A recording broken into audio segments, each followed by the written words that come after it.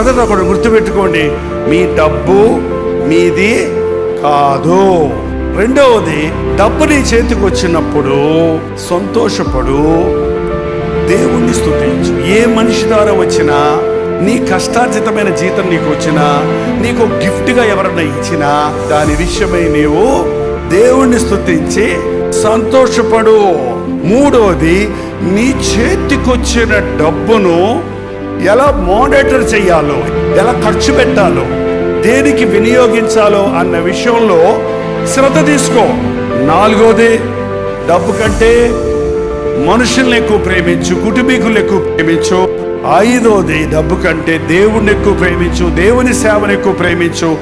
ఆరోది, నీకున్న డబ్బును ఇతరులకు పంచటం నేర్చుకో, పిసిరిగొట్లా ఉండదు. 7వ పాయింట్ ఏంటంటే, డబ్బు విషయంలో నమ్మకంగా ఉండు.